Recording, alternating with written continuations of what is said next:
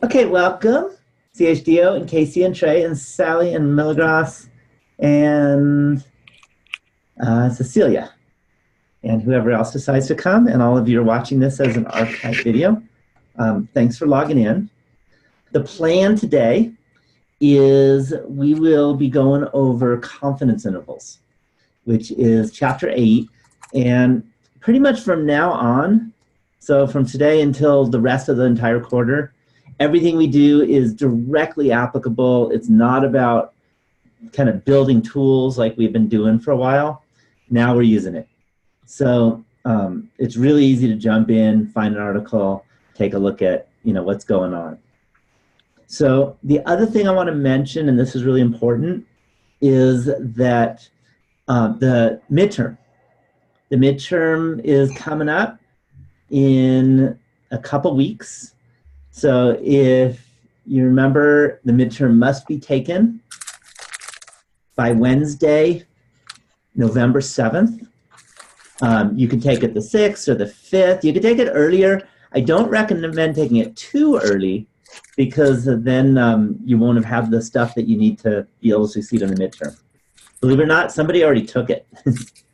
I did a different version for that person, so it wasn't out to everybody. But someone already took the midterm. I didn't recommend it, but it already happened. So again, you are welcome to take it early, but it's better to take it. I kind of recommend the 5th, 6th, or 7th of November to take the midterm.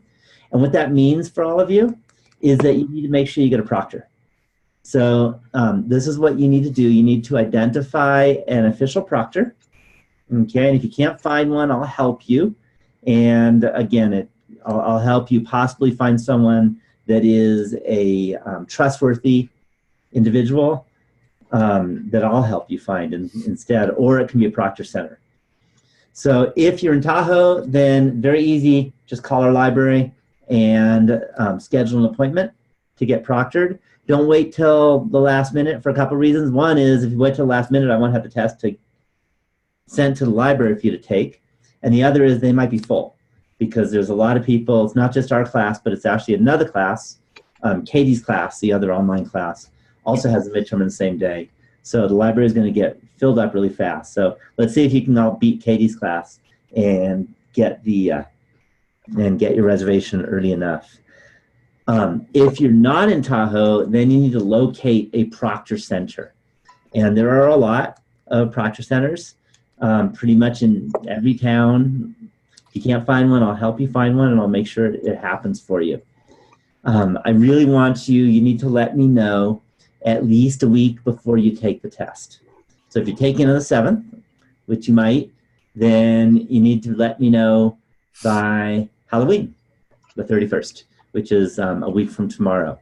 If you're taking it earlier, then you need to let me know earlier. So that could be a week from today or a week from yesterday, whenever you're taking it. If you let me know, a few people have already let me know, and I've jotted it down. And when I have the test written, I'll be sending it out to them.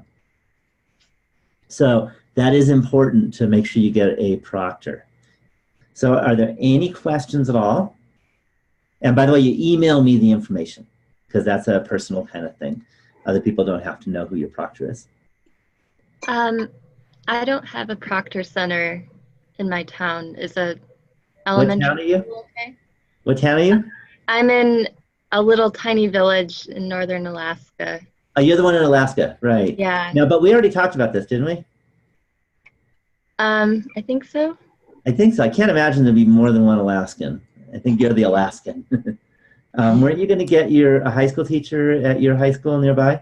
Yeah, that's okay. Yeah, that's okay. We already talked about that. Yeah, if we've already arranged it, we're good. But you just have to remind me of the contact information of that person, and then I'll get it. And the person just has to be listed on the website from the high school, and I look it up, make sure that they're a real person, and then I email it out to that person. So I make sure the email's listed. Does that make sense? Mm-hmm. Not a problem.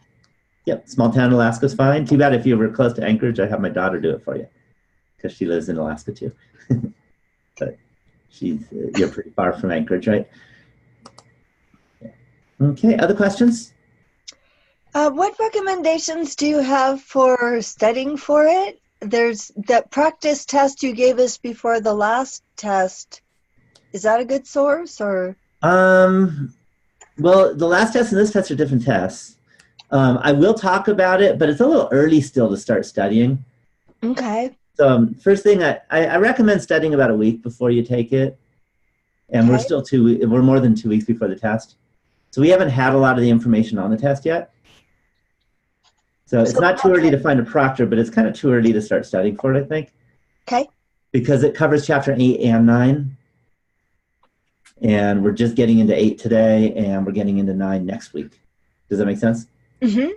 Yeah, so it's kind of early on that. I'll show you on the week 8 module, there's some study tools. Okay. But I'm not quite ready to even go there yet because it's too early. Right now, it's just time to start making sure you have a proctor. Okay, other questions? Okay, but I will let you know next week's webinar will be a little longer because I'm going to go over the midterm. I'm going to talk about studying and stuff like that. So we'll be doing that next week, which will probably be on a Monday unless I hear requests from anyone. But I'm trying to alternate unless I can't. The following week can't be Monday, so the 2 weeks from then can't be one Monday because Monday's a holiday. Any other questions before we move on? Okay, if there's no questions, let me share my desktop. I'm going to show you an article. Again, very easy to pop up an article. This is a Gallup article. I like using Gallup because it has the information that we need. But there's lots of them. In fact, I grabbed CNN, and they have some good articles too, but they didn't give the information we need to get into the details, the mathematical details. Okay, so this is an article from Gallup. And let me just make sure my chat window is open. When I share, I have to open it up manually. There we go. And it is minorities interested in advanced degrees face key hurdles. Okay, so this is something I care about, obviously, is education. And let me read a little bit of it. With U.S. unemployment at its lowest level in 50 years, the importance of advanced degrees is growing, okay, et cetera, et cetera, et cetera. And then they did a study, and the question they said is, how likely are you to go to graduate or professional school to obtain a graduate or professional degree? For example, MBA, other master's, law, medical, dental, or other PhD at any point.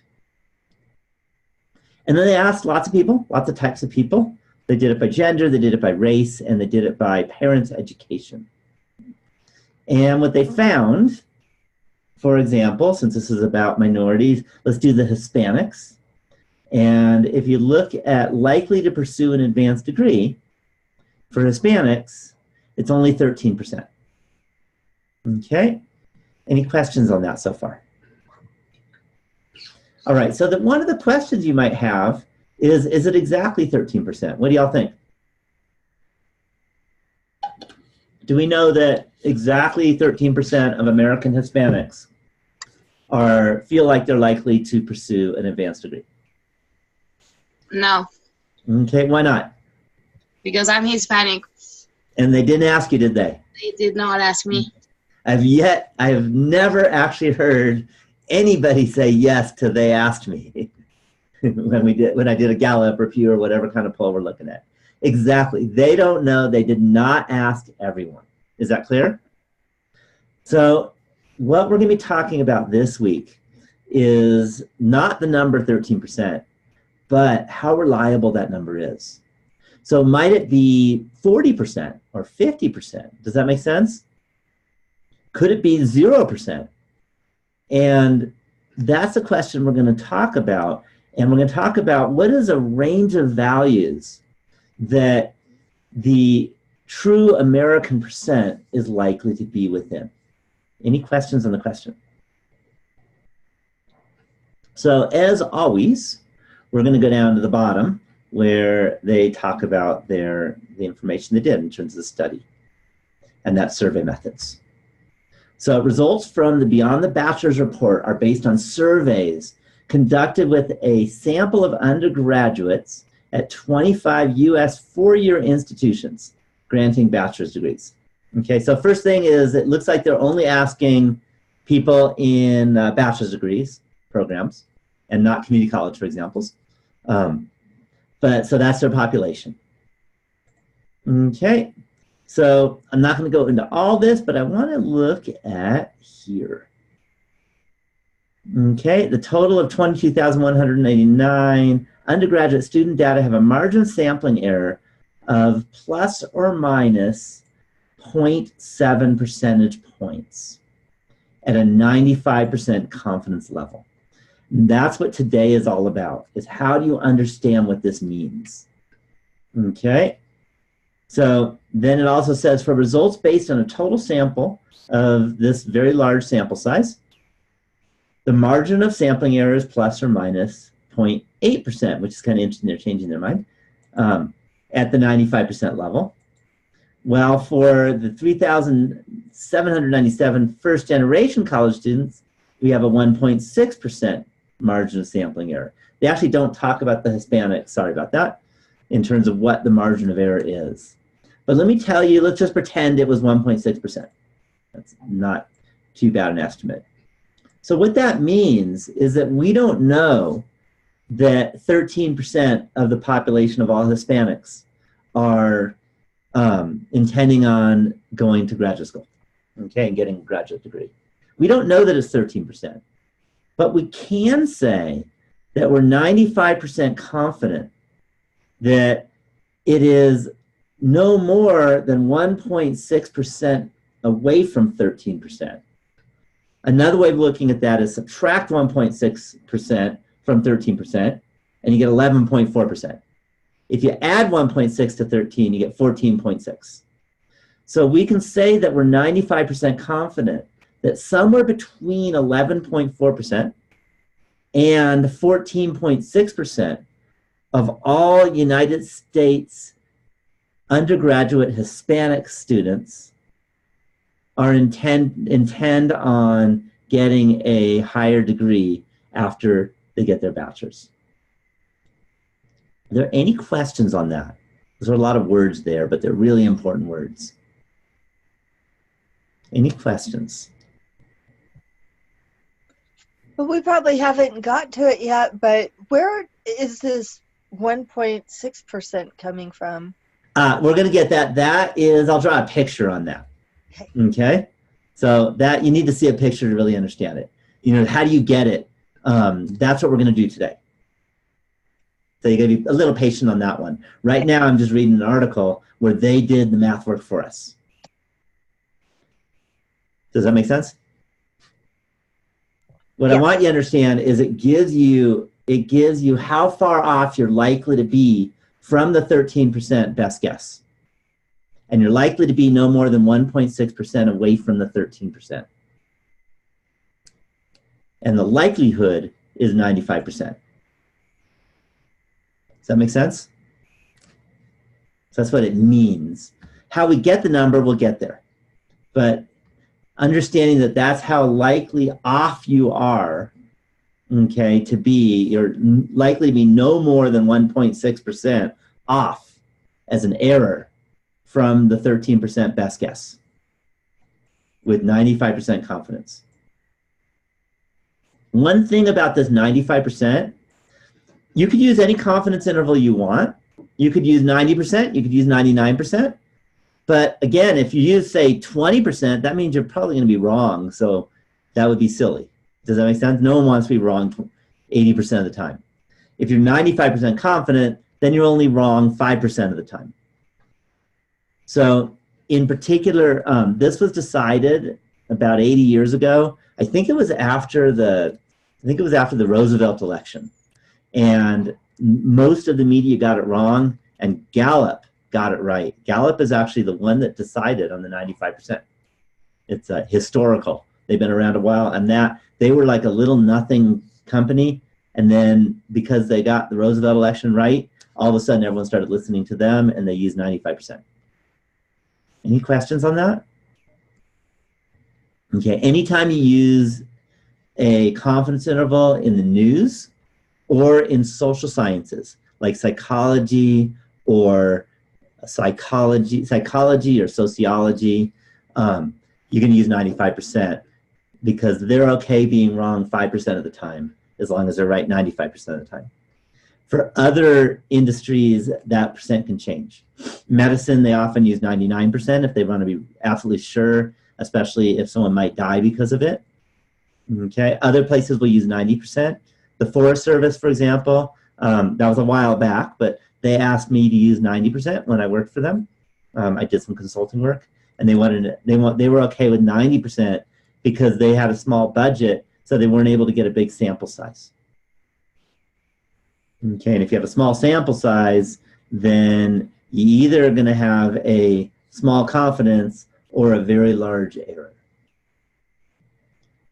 Any questions at all on the idea of the confidence interval before I draw some pictures? Any questions? Okay, so let me go and do a new share, and I'm going to start drawing some pictures. Okay, so hopefully you know the picture I'm about to draw, because it's always the same picture in our class. So from the central limit theorem, we know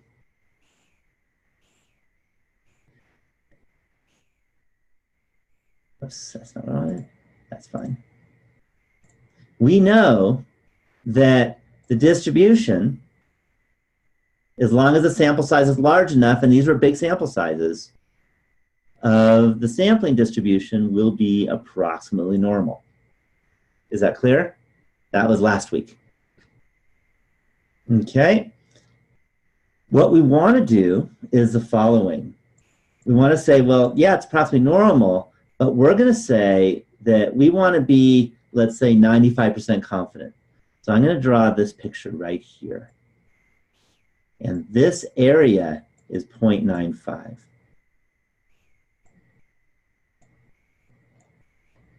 Any questions on that?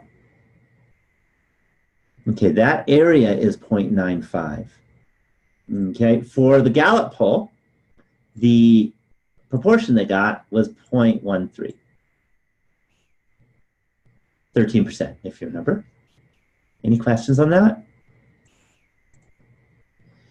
Okay, so what we're going to do is we need to figure out what these values are over here on the left and the right of 0.13 so that there's a 0.95 area inside. Well, we know how to do that because if there's 0.95 area inside, there's 0.025 on each side outside. 95% inside, 5% outside, 2.5% on the left. If you use an INV norm of 0.025 with our 0.13 for the mean, and then remember there was a square root of PQ over N for the standard deviation in the central limit theorem. So if you use that with an INV norm, then you end up getting, as we saw, 0.114 or 11.4%. And then if we want to see what on this side from symmetry, the easiest way is to realize that is 0.146.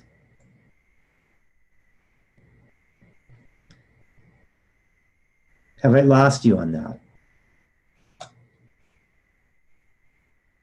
Okay, again, that's, you use a calculator, and the calculator will give you that. Okay, and in particular, if you look, let me do one more color change. How about green? If you look at this distance here from 0.13 to 0.146, that was a 1.6 or 0.016.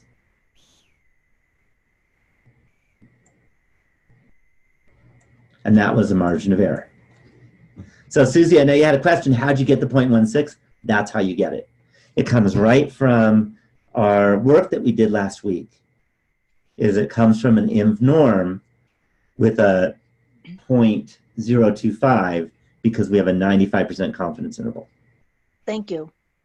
Okay, and that wasn't just to answer your question, but that was my plan. Okay, so we now understand how they actually can get these confidence intervals. Any questions on that? Any questions? Okay, so I'm going to get a confidence interval. Okay, so that's one way of getting a confidence interval. That's the harder way, by the way, but it's also the way that you might understand what just happened because you've learned about the normal curve, you've learned about inv norm, and hopefully you know how these kind of things can happen. The easier way is the calculator has a built-in feature. So I'm going to do a confidence interval now. This was for a proportion. Let's do one for a mean. But I need some data, so I'm going to get it from you. And this is one of my favorite survey questions. And what you have to do is you have to answer in the chat box. But I need a number.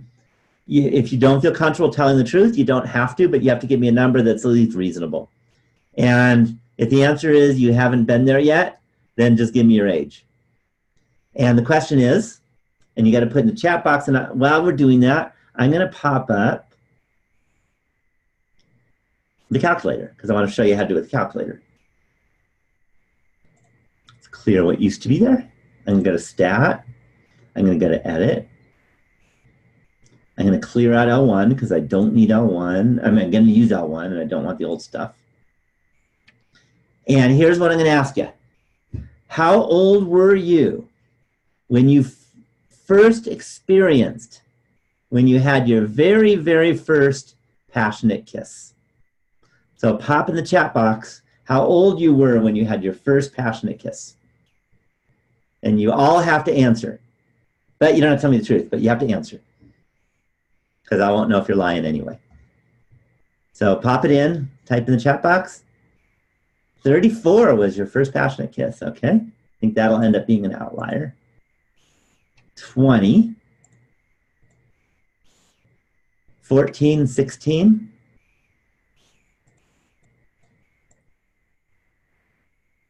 No is not an answer, by the way. You can give me your age if you want. 15, 14, 15.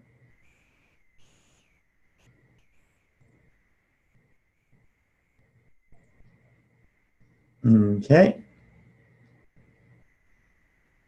Oh, it was 14, not 34. Okay. That sounds more, I've never gotten a 34 as an answer before. 14.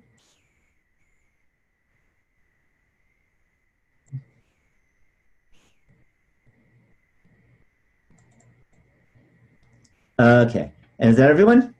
Okay. One of the things, and you got to understand this one, is we have a small sample size. We're going to pretend that we have a normal distribution in the underlying distribution. So what you do is you enter the data, and I recommend, as always, to do this with me. So in other words, get your calculator out so that you're good with your calculator and you'll be able to follow this same process. Any questions so far? Okay, so the first thing, by the way, is you would never do a sample size of size, what, 2, 4, 6, 7. But we have to because that's all we got right now. Do you remember how many you need to be able to actually do the calculations? More than 30? Yeah, not 30, but more than 30, Trey. So 31 is fine. Okay, at least in our class. Okay, again, there's no real strong borderline, but just for our class, we're going to call it more than 30. Any questions on that? So this isn't enough, but we're going to pretend we have a normal distribution so we can do it. In the real world, don't ever do a sample of size 7. All right, so the next thing to note, by the way, and this is important, and that is if we have an original normal distribution, the problem is we can say by the central limit theorem, we can talk about the mean, and we could talk about the standard deviation, but the problem is the standard deviation is something we don't know. We do not know the population standard deviation. Is that clear? And because of that, what we're going to have to do is we're going to have to use not the population standard deviation, we're going to use a sample standard deviation as an estimate. So we can use the normal distribution, but then there's going to be extra error because we didn't know the population standard deviation. And it turns out a long time ago, there was a mathematician who happened to be working in a beer factory, And he was doing the math for some brewery company, and he realized he was not getting the correct results 95% of the time like he was supposed to. He was getting the results fewer than that. So he actually came up with the mathematics to make that adjustment because you don't know the population standard deviation. And he named it after his students, and he called it the student t-distribution, okay, which is a variation of the normal distribution. You don't have to know any of the math, but you do have to remember it's called the t-distribution. And that is our next distribution that we're learning in class. So we've now learned the binomial distribution, the uniform distribution, the normal distribution, and now the t-distribution. So keep that in mind. So what I'm going to do next, I'm going to go to stat. Then I'm going to go to tests.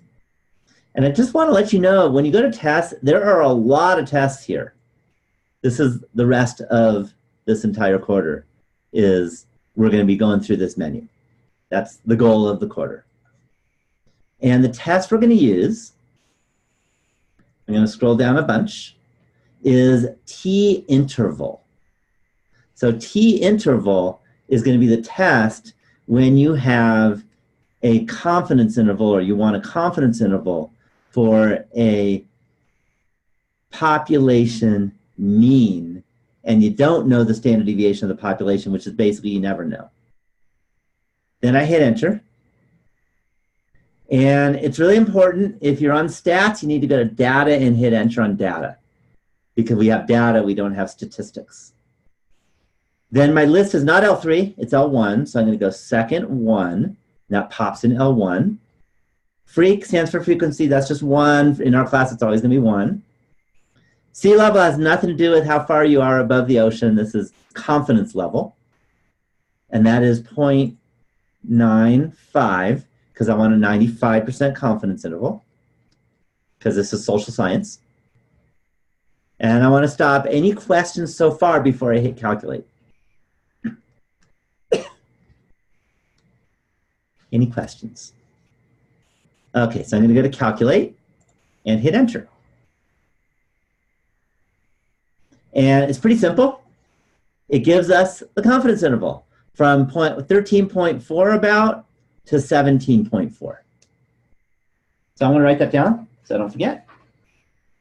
13.4 to 17.4. That's going to be our confidence interval. Any questions so far? Okay. Yeah. Dr. Green? Yeah. How did you get the 95% confidence that you were, or the 0.95? How did you come up with that number? I know I entered a little bit late, but is there a way to? Yeah. So what? Okay. So the first thing, if you're doing a problem from the homework or test, you read the question, it'll tell you. Second is that if it's social science or it's media, it's always 95%. And that's the standard. Okay, so that doesn't come from me. That's just the standard that everybody uses in those subjects. And this is definitely social science. When did you get your first kiss? That's social science. Don't you agree?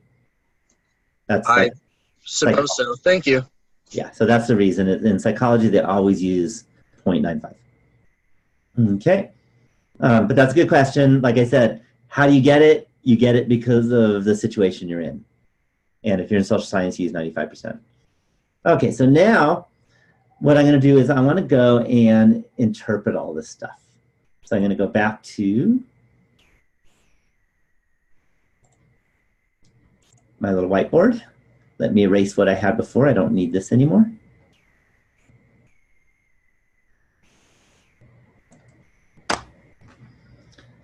And it's time to start typing.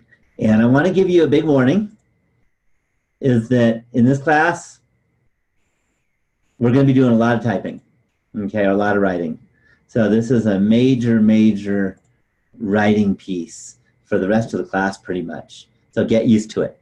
We're done with spending a lot of time calculating. Now it's going to be a lot of time writing. So maybe 24 might be good font.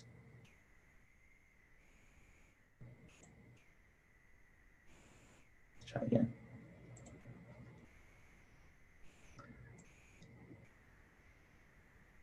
So notice I'm making a big error for writing.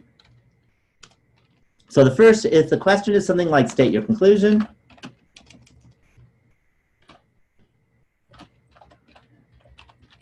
or maybe interpret the confidence interval,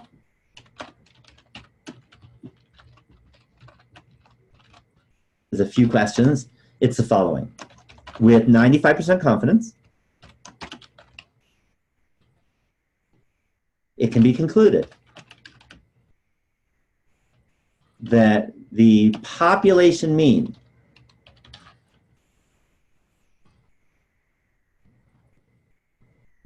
age when people experience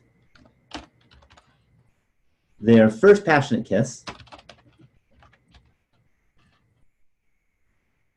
is between 13.4 and 17.4 years old. Any questions on the conclusion? Any questions? Okay, notice that's a pretty wide range, which we would expect because we have such a small sample size, we're not going to get much good information. Does that make sense? Okay, and that happens. When you have a small sample size, basically your information is pretty worthless. But if you have a large sample size, you're going to have a very small margin of error. This is a pretty big margin of error when it comes to ages. Okay, just to let you know on your midterm and on your final, you will have to do this on every confidence interval question, okay? And I don't mean you're going to have to write about passionate kisses. You're going to have to write, you're going to have to state your conclusion about the confidence interval. Any questions on that? I want to mention one more thing. Let's see if it lets me do it. Yes, it did. I want to emphasize the words population mean. If you don't have the words population mean and I ask you to state your conclusion, I will take off points because it's not about the sample. We're 100% confident about the sample. It's the population mean that we're trying to get a good idea of what it is. Any questions on this? Okay, so the next question we have, which will be asked sometimes, usually once on each test instead of on every problem that has confidence intervals, is interpret the confidence level. Okay, so the confidence level, that was our C level on the calculator, that's 95%. So that's a probability, it turns out. And here's what it means. There's no short way of writing it out, so just let you know, if you think you can write it out shortly, then you're wrong. So what it means is that if many samples of, how many do we have? Let me go check just a minute. Of 7 people were taken, then each sample would produce a different confidence interval. Okay, so if I ask a different 7 people, I'm going to get a different confidence interval. Then if I went and asked a different 7 people, I'm going to get a different confidence interval. Does that make sense?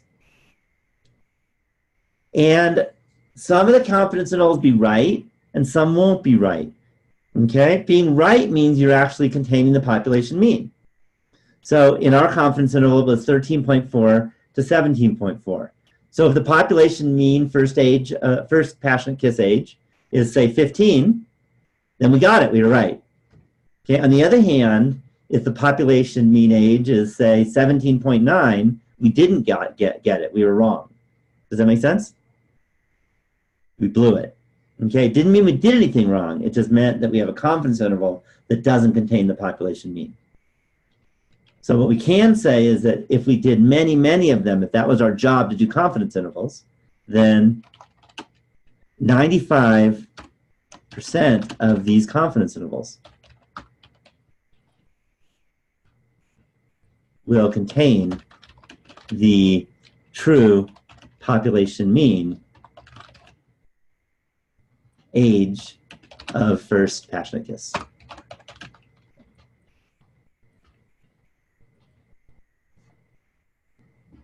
And obviously 5% won't. If 95% get it and they're winners, 5% were losers.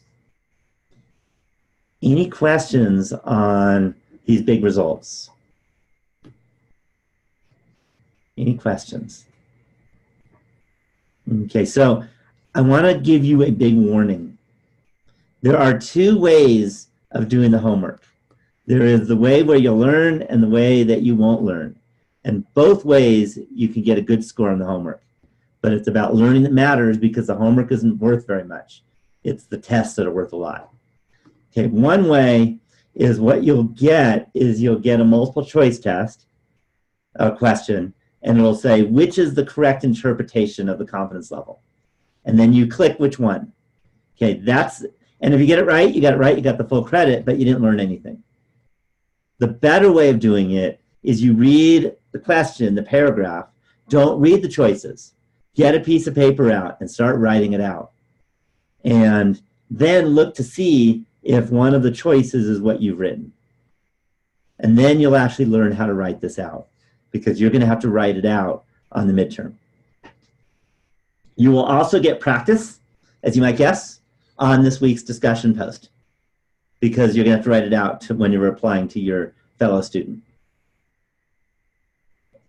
Are there any questions at all on this idea of a confidence interval?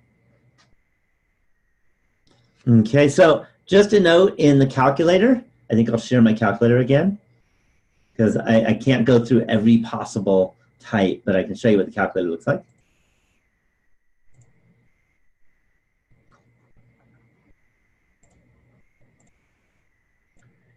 If we go to stat and we go to tests, I showed you the T interval. The Z interval is if you know the population standard deviation, then you use a Z interval. Okay? That won't happen on the test, but it could happen on homework. That's just a note. The other one is one prop Z int. So that's when it's a yes or no question, a proportion question. And that will also give you a confidence level and a confidence interval. So let's suppose you asked 1,000 people and 400 of them said yes. So you go 400, 1,000. And let's suppose instead, let's use a 0.90 confidence level. You calculate, it's really easy to use, and there's your confidence interval, somewhere between 37% and 43%. Any questions on using the calculator? Any questions? Okay, so now I got some more questions for you. So let me go back and new share.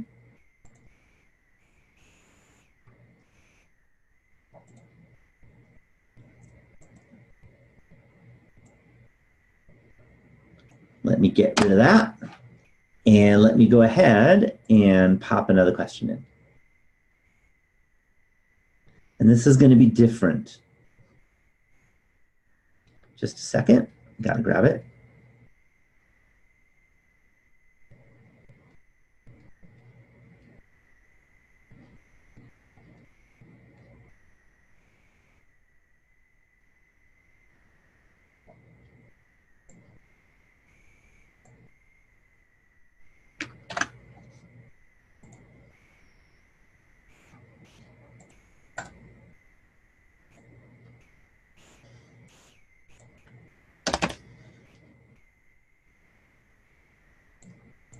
Okay, so here's the question.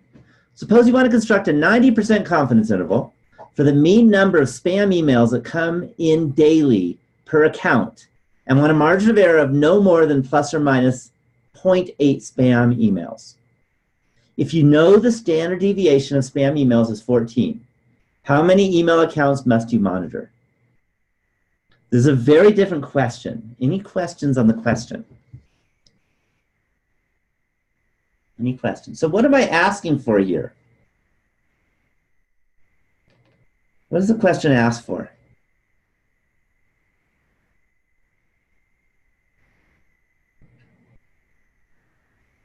How many accounts we have to monitor? Yeah, this is a sample size, right? We're looking for a sample size. We're looking for N. Does that make sense? Yeah. We want to find out how big a sample size do we need? Okay, so the first thing, by the way, is we've learned you need more than 30 to have a normal distribution, but that's not necessarily enough to have really good data. Okay, sometimes you need to ask a lot of people before you get good data. Any questions on that? All right, so what we need is we need a formula. Okay, and there's a formula for the sample size for a confidence interval when you're looking at a mean. And I think I need to just write out the formula.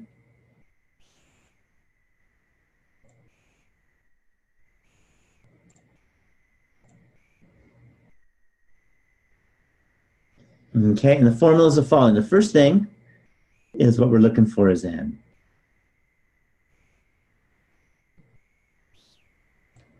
Okay, so there's a formula for the sample size, and it's the following. So think about what might be involved in it. One thing that's going to be involved is the confidence level. So if you want a 99% confidence level, you're going to have a bigger sample size than if you want a 90% confidence level. Does that make sense? Okay, you got to be, if you're more picky, you need a bigger sample size. The other thing that's going to happen is a standard deviation. If you have a bigger standard deviation, then you're definitely going to need a bigger sample size. Because if the data is all over the place, to get a narrow confidence interval, then you need a bigger sample size. The other thing is this margin of error of 0.8. If you want a small margin of error, you need a big sample size. So what you need to do is the following, and there's a formula. The formula has all of that in it.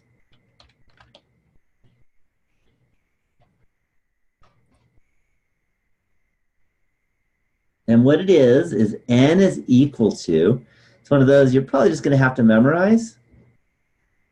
Okay, N is equal to Z sigma over E quantity squared. So let me write this out. So we have Z sigma over E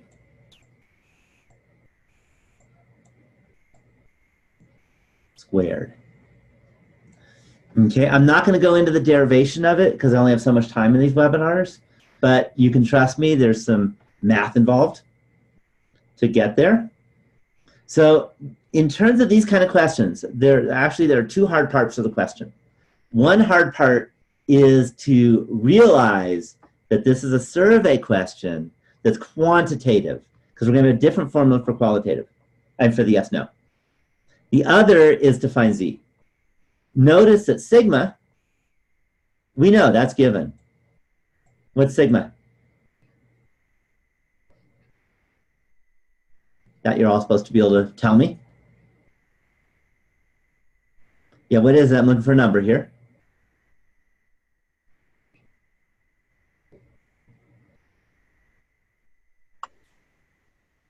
So what's sigma?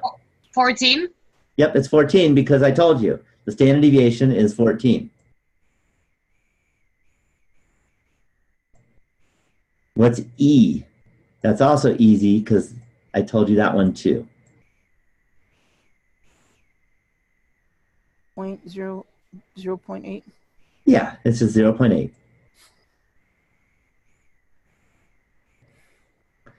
Okay, there's a plus or minus, but we're squaring it, so it doesn't matter. The minus goes away when you square. Any questions on that? Z is a little harder. Z we're going to have to do some work on. So let's go for it. First thing, we're used to this. Z comes from a normal distribution, right? Let's draw a picture.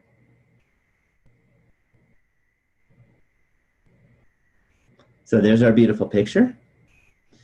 When we have Z, that means we're standard normal. And that's the letter we use for standard normal. So we know this is 0. Standard deviation is 1. We want a 90% confidence interval. So that means our confidence level is 90%. So in the picture, this is 0.9. Any questions on that?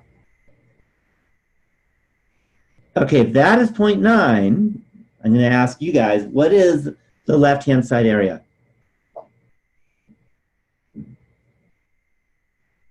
Point 0.05. Yeah, it's 0.05. If there's 90% inside, there's 5%. There's 10% outside. Half of that is the left side, which is 5%, or 0.05.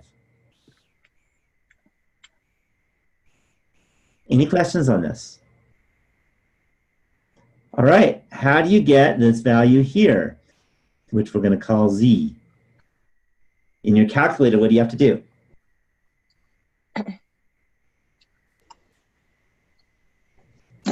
Norm CDF.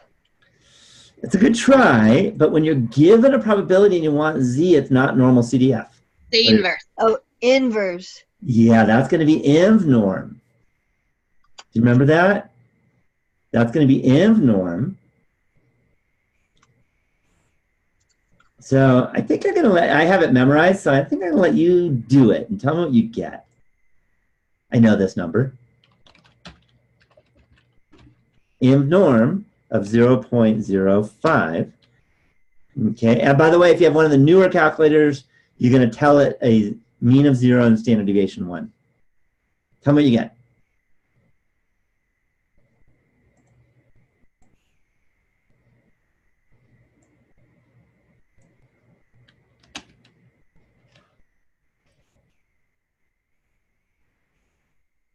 And I recommend 3 decimal places on this one, because it turns out it's like midway on that third.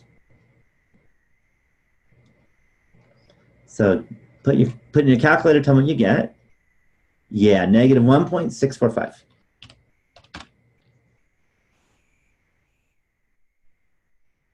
Any questions on that? So now what we can say is Z equals negative 1.645. And now we have everything we need. So now we can say that N, and I think I'll just do it with typing. It's easier than writing in this case. Oops, not what I want. I want text first.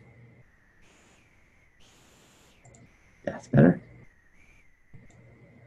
So N is equal to Z sigma over E quantity squared. So the negative doesn't matter, you're squaring it. So I'm just going to write 1.645 times sigma, which is 14, divided by E, which is 0.8. Again, the negative doesn't matter. And then we're going to square it. And tell me what you get.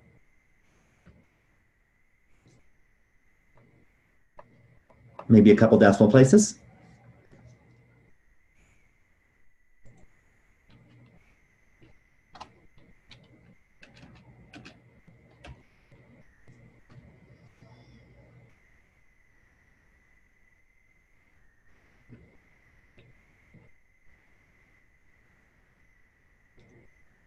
So stick in your calculator and let me know your answer. Okay, 828.72. Okay, the first thing is, does that mean we should survey 828.72 people?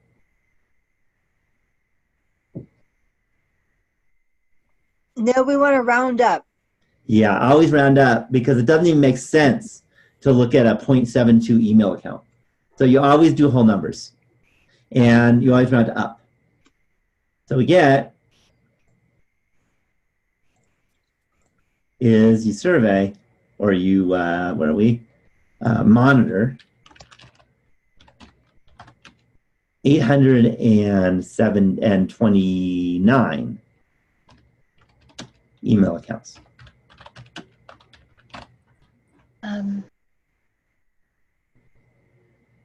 Any questions on that?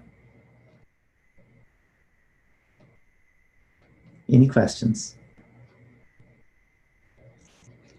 Okay, you ready for another one? Okay, let's suppose, I'm going to type this one out actually. Let me go to select. I'm going to get rid of all of this.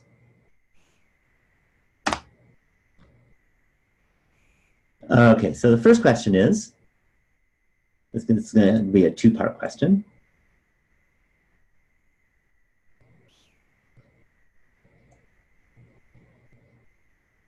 So suppose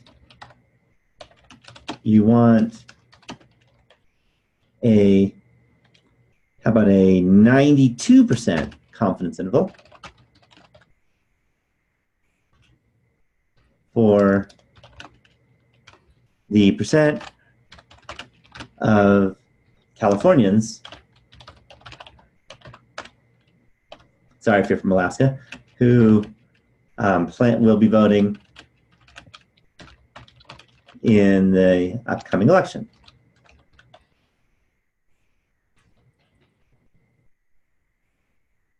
Okay, if you want a 3% margin of error, okay, and usually you say no more than a 3% margin of error, how many people must you, or Californians actually, must you survey?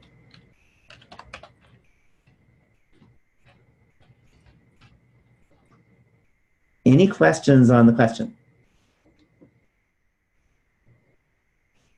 Any questions on the question? Okay, so What is the margin of error? margin of error, remember, that's how far your confidence interval is off from the mean. So if you take, or the proportion in this case, so if you take the center of your confidence interval and you measure how far it is from the center to the edge, that's the margin of error. Does that make sense? So the margin of error is you're likely to be in error no more than that amount.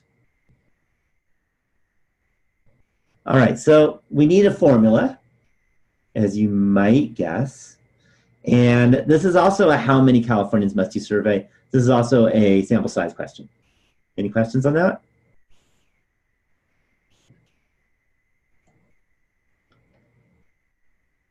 So the formula is as follows. N, sample size, so we're going to have an N, is equal to 0.25 times Z over E squared.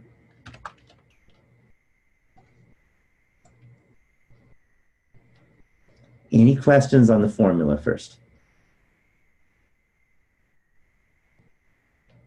Okay, and this works when we are trying to find out what the sample size is needed when you have a yes/no survey question, so that you can get a confidence interval with no more than a certain margin of error. And that point, I'm sorry, that 0.25 is a steady part of the equation, right? This is part A. For part A, it is. Okay. And you may not like this, but it comes from the vertex of a parabola, Okay. as we'll see in the next one. In part B, we'll see it happen. You may or may not understand it, but it does. Okay. So let's do the easy part first. I always like to start easy. And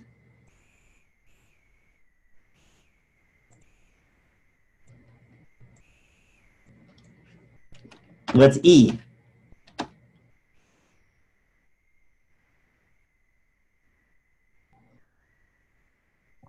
.03. Yeah. Because it's given. 3% is 0.03. So don't forget to turn it into a percent. I mean, into a decimal from a percent. So to find out your Z, we do the same thing we did before. So now I got to draw, because we have a normal distribution.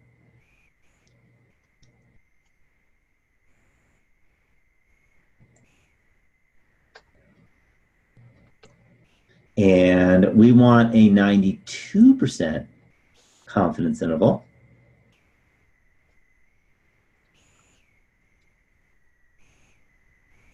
So that's 0.92. So how much is over to the left? If there's 92% inside, how much is on the left? 0.04. Yeah, 0.04, because there's 92% inside, there's 8% outside, and half of that is 4%. Any questions on the math there? And we're looking for Z, and we've done this idea before. It's different numbers this time. But how do you find the Z that corresponds to a left area of 0.04? What function on the calculator? Inverse. Inverse norm. So again, we're going to go to inverse norm.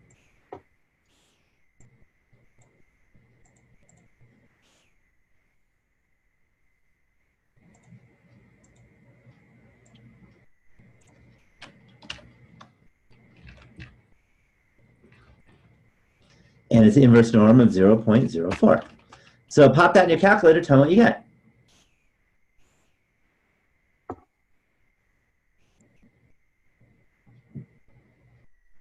I don't have it completely memorized, but I have an estimate in my head. But let's see what you guys get. I'm assuming you all know how to do inverse norm now, because we've been doing it for weeks now. A negative 0.751. If I have my glasses on right. Yeah. Negative 0.7. Negative I don't think so. Negative 1.751. That sounds much better. Yeah. Do I have a second on it? Okay, yeah, it can't be 0.751 because it has to be higher than 1.645, which we got for the 90%, right? Yeah. Okay, higher meaning higher on the negative side. So 0.751, and let's write this down. Let me go to text.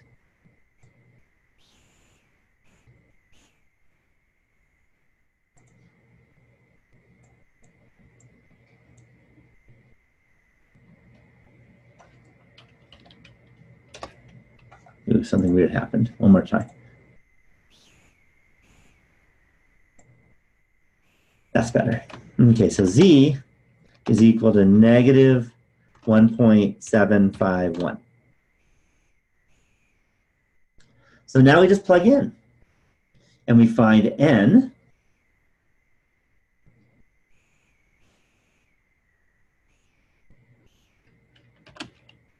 is equal to 0.25 times Z, which is 1.751. You don't have to write the negative, we're squaring it, divided by E, which is 0.03 squared. And stick that in your calculator, tell me what you get. And I know approximately in my head.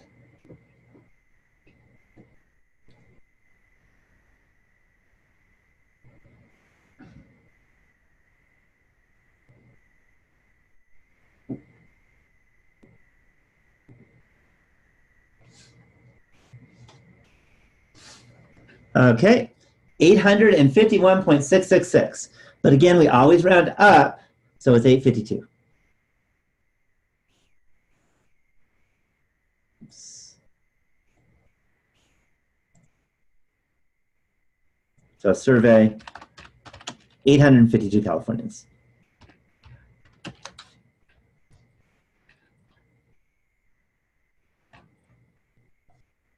Any questions on that?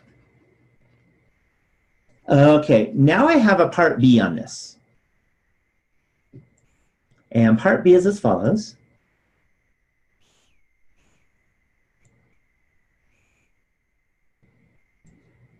I'll put it over here. Suppose last midterm election,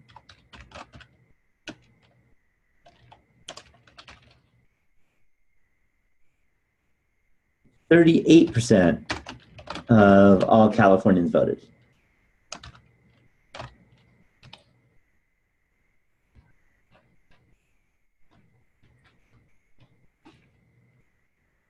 Now, how many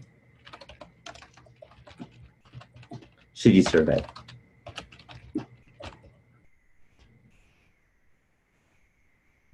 Okay, so now we have an estimate for what the population proportion is.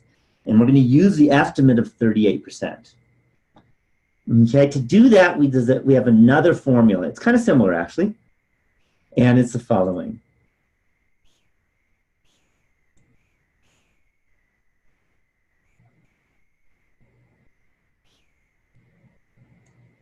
So n is equal to, we still want n. Now it's going to be p times 1 minus p times z over e squared. Okay.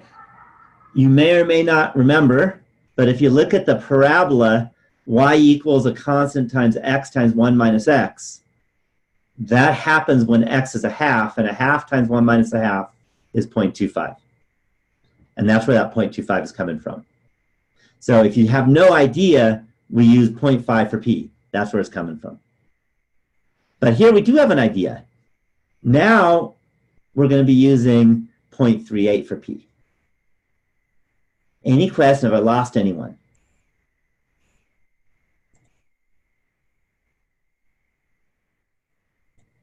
Okay, so now we can go ahead and say n is equal to, well, it's now not 0.25, it's going to be 0.38 times 1 minus 0.38, which is 0.62, by the way, times 1.751 divided by E, and E was 0.03. I'm using the same values as before. Squared. Pop that in your calculator, tell me what you get.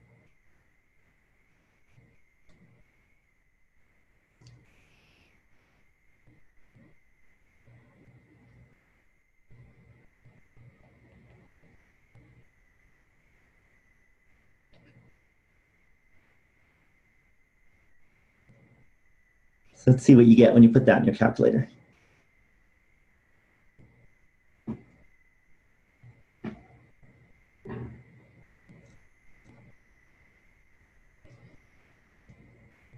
Not seeing you all do it, so maybe I'll pop it in also.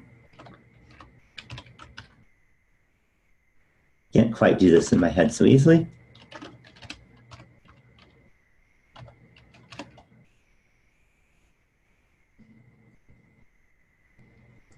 Okay, I got it. Okay, Trey, something went wrong. You're not going to have to survey 691,000 people. Trying to guess. It's always hard to guess what might have gone wrong. Not sure, actually. Okay, I got 803. 802.61. I actually put it in the Google URL area, and it just told me. Yeah, so something went wrong with the 691,000. You should worry when it goes up. It has to go down. Having an estimate is going to help us drop it and make it lower. Okay, so again, what I got, and this is just arithmetic. This is not doing any kind of fancy calculator work with stats and stuff like that. This is just literally popping into a calculator and doing arithmetic with a calculator, which you are responsible for knowing how to do. So that is equal to, where was it? 803.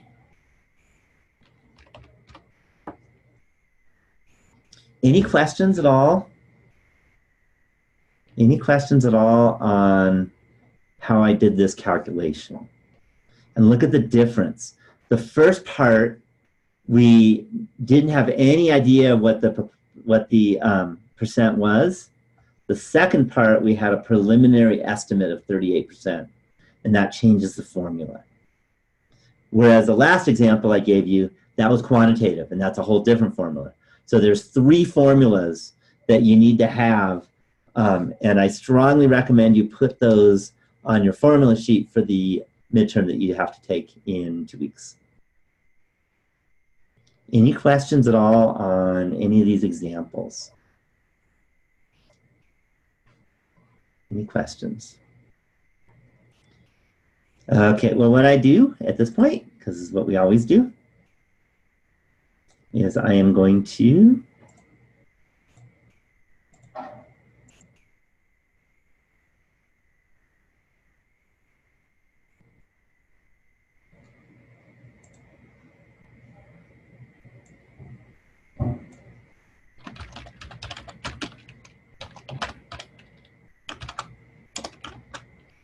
give you a secret word, which is level, because we're talking about the 95% confidence level, for example. Okay, so that's the secret word is level, L-E-V-E-L. And what I'm going to do, as always, is I'm going to open it up to questions if you have any questions about anything. And I do want to remind you, if you haven't already located where your proctor is, this is the time to start searching. Because in a week, you need to have let me know, basically. Okay, it'll be really bad if you can't find a proctor and you didn't let me know ahead of time so I could help you. So it's usually pretty easy, but if you can't do it, I can help you. Any questions at all on anything? I had a question from last week's discussion, Mm-hmm. which was, I wasn't quite sure when we would actually, or not we in particular, but just in general use, when we would need that. So we're looking at a survey and it says, the one I looked at said that 70% of the people hated their job. Why would I need to look at whether or not 50% of the people hated their job or 60% of the people hated their job? Uh-huh. So when would you need that? Yeah. When you're trying to prove a point. Or at Okay. least show a point. Provide evidence for a point is a better word. And this might be frustrating for you, but that's next week's topic. Okay.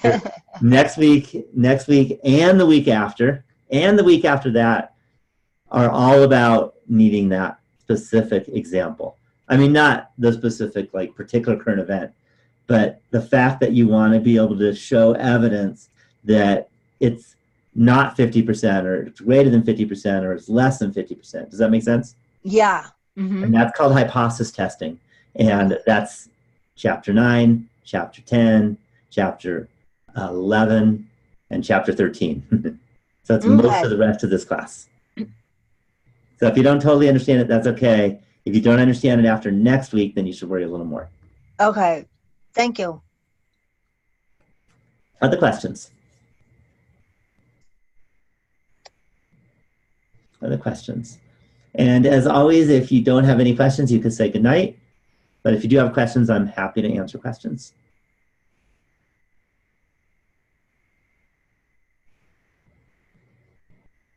And by the way, I did grade your projects. That's what I did all day today, actually. So there were really good projects. There were some projects that weren't very good.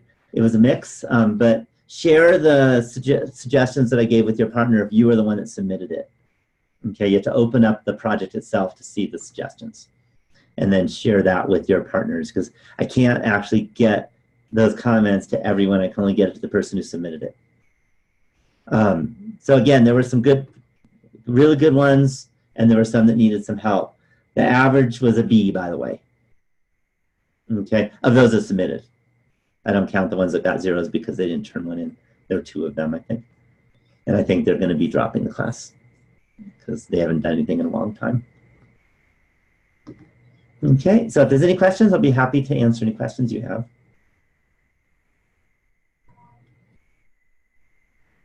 Cecilia and Susie and Trey and Sally. Okay, good night, Trey. Good night, Susie.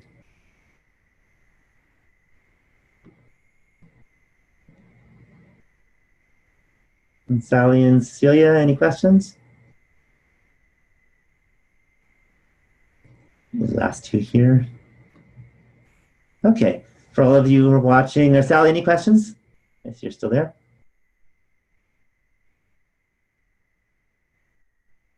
No questions, Sally? No, I have a ton of questions, but more than can ever fit into this little 5 minutes left of the webinar.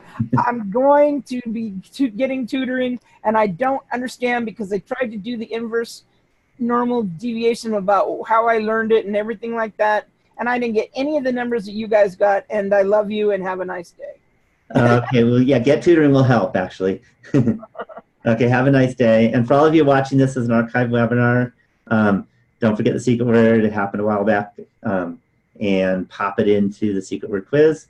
And then don't forget to locate a proctor and let me know within the next week who your proctor is, the email address I need, and I need to be able to web search the person so I know they're official. And have a wonderful night, everyone, or day if you're watching the daytime. Thanks, Larry. All right. Good night. Good night.